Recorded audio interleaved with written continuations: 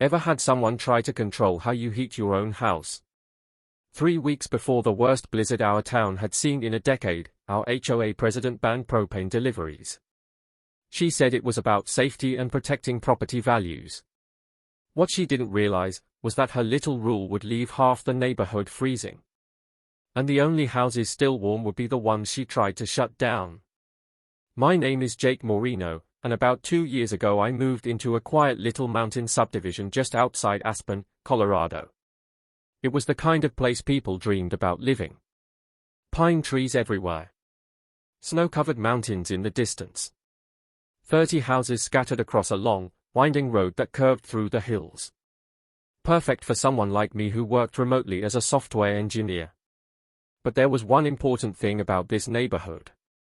The back half of the subdivision, including my house, didn't have natural gas lines. We all relied on propane tanks to heat our homes during the winter. And when you live in the Rockies, heat isn't optional. Temperatures drop well below zero, and a broken heating system can turn your house into a freezer overnight. For the first year I lived there, everything was peaceful. Neighbors waved when they drove by. The HOA mostly handled basic maintenance. Then Linda Grayson became HOA president. Linda lived near the entrance of the subdivision in one of the newer homes.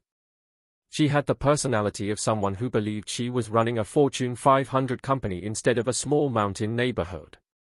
Within a few months, new rules started appearing. Trash cans couldn't be visible for more than 12 hours. Mailbox colors had to match an approved list. Parking on the street overnight was suddenly prohibited. None of it was a huge deal, but you could tell Linda loved the authority. Still, most of us figured it was harmless. Until the day she called an emergency HOA meeting. The meeting took place in the small community room near the entrance gate. About 20 residents showed up, confused about why it was happening. Linda stood at the front with a stack of papers, looking unusually pleased with herself. She cleared her throat dramatically. After careful consideration, she began, "The board has identified a serious safety concern within our community." People looked at each other. "What concern?" someone asked. Linda folded her hands. "Propane deliveries." The room went quiet. She explained that propane trucks were damaging the roads and transporting dangerous materials. Then she proposed a new HOA rule. Propane deliveries would be banned inside the neighborhood. For a moment, nobody even spoke. I raised my hand. "Linda," I said carefully, "half the houses here rely on propane for heat."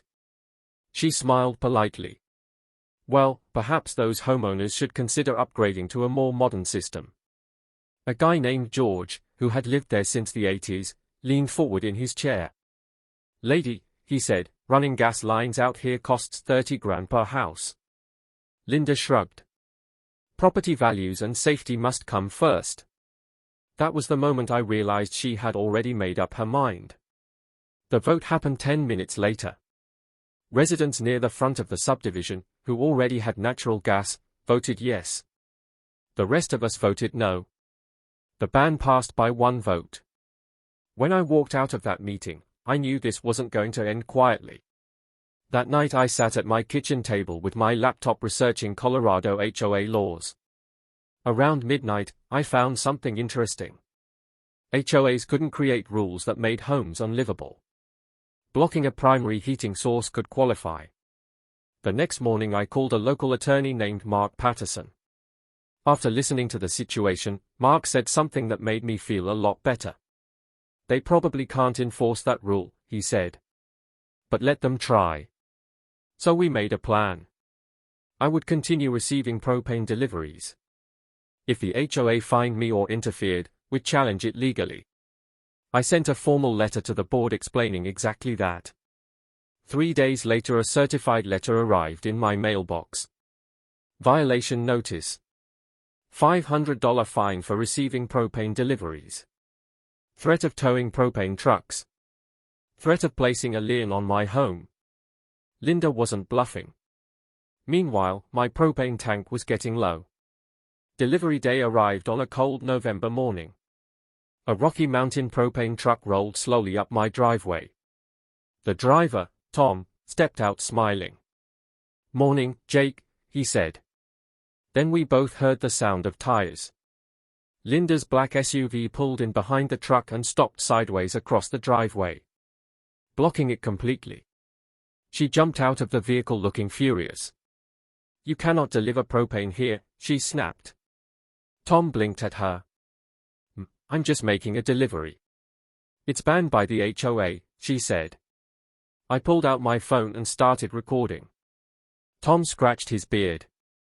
"Well, unless the homeowner tells me otherwise, I'm delivering."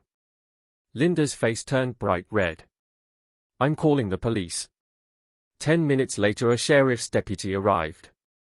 Linda rushed over to him and began explaining the situation in dramatic detail.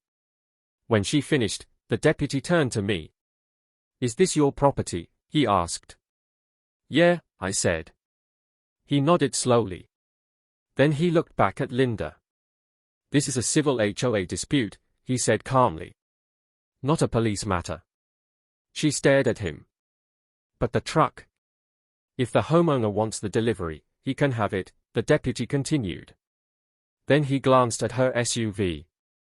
"However, blocking the driveway could be considered obstruction." That was enough. Linda reluctantly moved her vehicle. Tom finished filling the propane tank while she glared at us from across the street. When he handed me the receipt, he chuckled. "Well," he said, "that was different." I sent the video to Mark. His response came 10 minutes later. "Perfect evidence."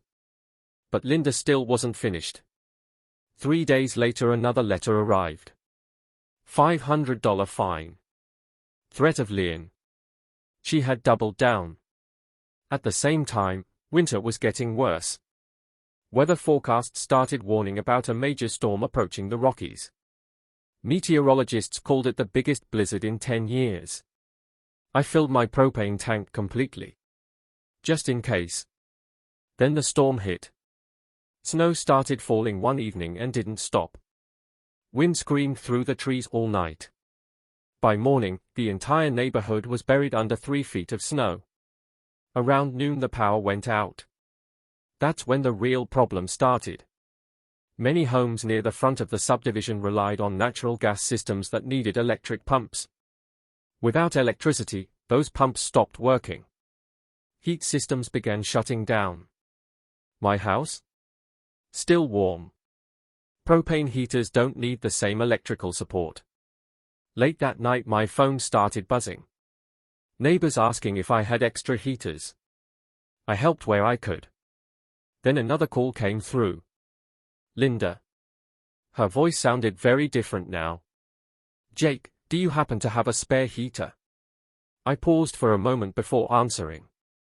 The same heating system she tried to ban was now the only thing keeping houses warm. The storm lasted 4 days. When power finally returned, the neighborhood looked like a disaster zone. Frozen pipes. Flooded basements. Thousands of dollars in damage. At the next HOA meeting, residents were furious. George stood up first. "That propane ban nearly got people hurt," he said. Another board member immediately proposed a motion. "Remove the propane ban." The vote passed almost instantly. Then someone else made another suggestion. "Recall Linda as HOA president." The room voted again. The result wasn't even close. She was removed that night. Over the next few months, things slowly returned to normal. The new HOA board apologized and reimbursed my legal expenses. But the story didn't end there. During a financial review, the board discovered something shocking. Linda had been quietly using HOA funds for personal expenses. More than $50,000 was missing. The police got involved. Eventually she was charged and convicted. Months later, I watched a moving truck haul away the last of her furniture. And the strange thing is, the neighborhood ended up better because of it. New rules required transparency, open meetings, and fair voting. And every winter, when the Rocky Mountain propane truck pulls into my driveway, Tom still laughs about what he calls the Great HOA Propane War. because sometimes the thing people try to control the most is the thing they end up needing the most. But I'm curious. What would you have done if an HOA tried to control how you heat your home? Would you fight back? Or just move away? Let me know in the comments.